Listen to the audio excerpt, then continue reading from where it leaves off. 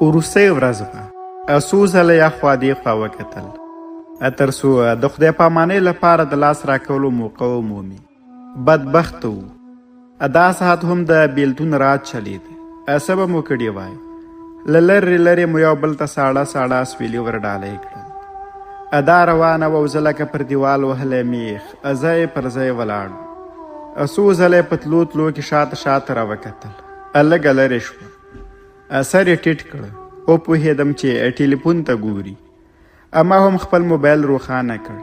لنډه شیبه پسې راته لیکلي وه: پریزاده، د کاروان نه خیري ګرد یم، دا یم او درنګ سال له یم نایابه. څه به مو کړي وای. رښتیا هم څو شیبې وروسته مې له سترګو پناه کېده. ورته ومې لیکل: په کنډه واوړې پناه کېږي، پناه دې مشه د لنډۍ ځنې خالونه. بیا مو سره میسج ونه کړ. اتاق ته راغلم. بېلېدل یې سخت و، خو زغم یې ناکام و. څو ځله یې مسنجر ته ورغلم. هېڅ نه پوهېدم چې څه ورته ولیکم. اخر مې ورته ولیکل: له هجرانه بله سخته بلا نشته، خدای دې نه کاندي زخمي په دا نشتر څوک. انلاین وه. سمدستي میسج راغی: یارانه هله خوند پیدا کړي چې کله کله بیلتون پیښه پرې کوي نه.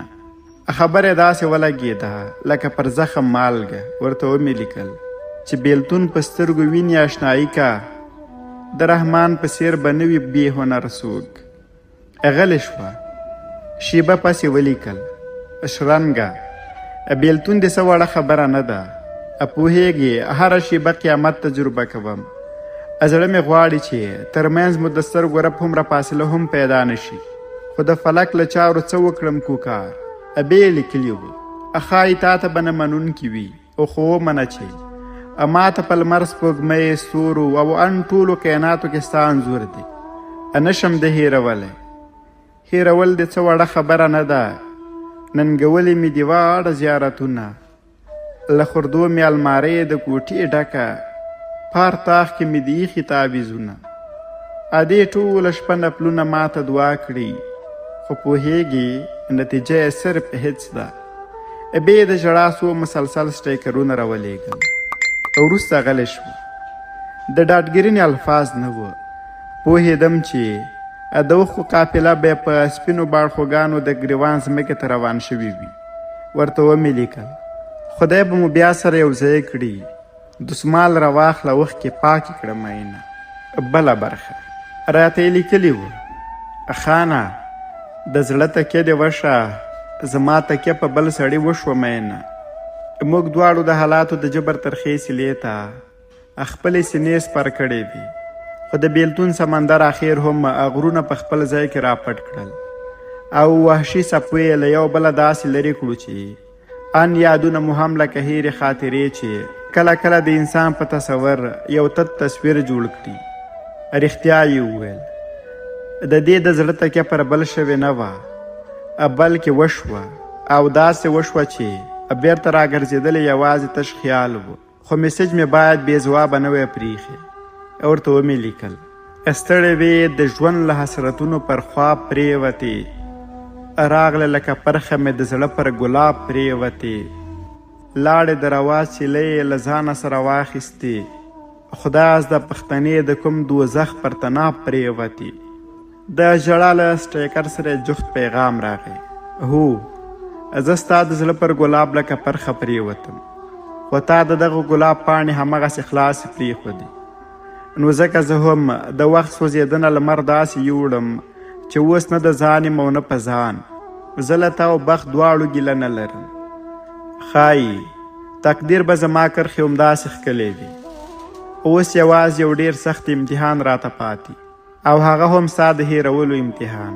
خو نه پوهېږم چې ولې کم نه شو دا د مینې سمندر په تشېدو چې څومره هېرېدې هومره په زړه راورېدې.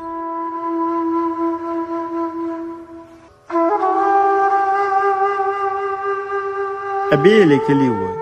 پوهېږم چې موږ دواړه د یو بل وجود کې د هندوانو تر او تار ور رسېدلي وو، خو بیا هم ستا ویشنو ستا لپاره نه وه. زما شاعره، یاد دې د اذیت جامې اغوستي، او هره شپه مې د تن غوښې وریشي. زه د ژوند په هغې دوراهۍ ولاړه یم چې یو لوری سیند او بل لور ته یې خوړونکی ځناور ولاړ دی. خو باور لرم چې که سیند ته دانګم سیند مې نه وړي، بخت د موزي دی بیا مې غاړې ته راوړي نه. خبرو کې یو لوی درد پروت و، خو زما د هیرولو کیسه یې لکه په کوم عالي تابلو راښکل شوي اضافي کرښه چې هیڅ ورسره نه جوړیږي.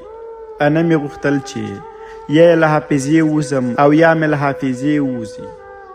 د خپل مات شوي غرور کودرې مې یو ځای کړل او ورته ومې لیکل: یو زخم د بې دمه بې درمله را سره وي، که نورې ډیوې مړې وي دا د بله را سره وي. له تا سره غرور و بې حسي ده ګرځوی، زما هم ګزاره کیږي غزله را سره وي. پیغام یې وکوت، هیڅ یې ونه ویل. زه یوه شیبه بیا ماضي ته ور وګرځېدم. حافظه مې د پوهنتون د 3م ټولګي یاد ونیوله. موږ تصادفاً له ټولو وختي راغلي وو. زه د ټولګي په وروستي خدای په لومړي سر کې ناسته وه. ترمنځ مو څو تشې چوکۍ ایښې وې، مخې راواړه وه. د درسونو له ډېروالي شکایت کو. ما یوازې ورته خندل. څو شیبې وغږېده. مخامخ مې ورته د خبرې جرات نه درلود.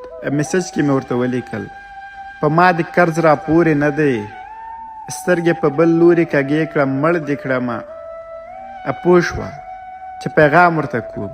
موبایل راواخیست، میسج یې ولوست، ویې خندل. لا به یې خبرې د خوله نه وه جوړه چې نور ټولګیوال راغلل، مخې راواړه. خو د همدې ورځې په ماښام یې راته لیکلي وه: په ما به ستا په خوا کې یو حالت تاریکېده، خفه یم په هغې کیفیت پسې والله. د غر د ډډې اور د بارانه له زوره زیات وه، تت هر یو ضرورت شو په الفت پسې والله. ماضي خوږه وه، کټ مټ لکه د هغې خندا، لکه د هغې خبرې، لکه ادای. له موږ به چې یو ټولګي کې نه وه، بل به درس نیمه کې پرېښود. تازه پیغام یې زما د خیال لړۍ وشلوله او بیرته په یوه ساه له غم ډک حالات ته راوستم.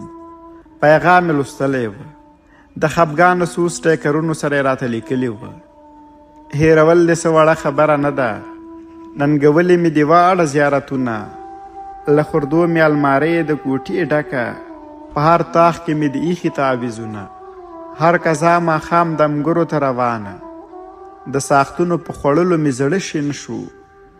دې ټوله شپه نپلونه ما ته دعا کړي، خو پوهیږي نتیجه یې صرف حس ده. هیڅ مې نشو ویلی. په ډک زړه مې ورته ولیکل: لاړلې، د اوښکو په تقسیم در سره تللی یم، لاړلې، زه هم په بدن نیم در سره تللی یم. چرته یې د کوم لور په میراتو لارو لاړلې، چرته یې څه لنډ وخته په زیاتو لارو لاړې، چرته یې چې ریګ درته جارو له خپل وجود شمه، چرته یې راوګرځه چې سترګو ته دې دود شم، چرته یې راوګرځه چې سترګو ته دې دود شم.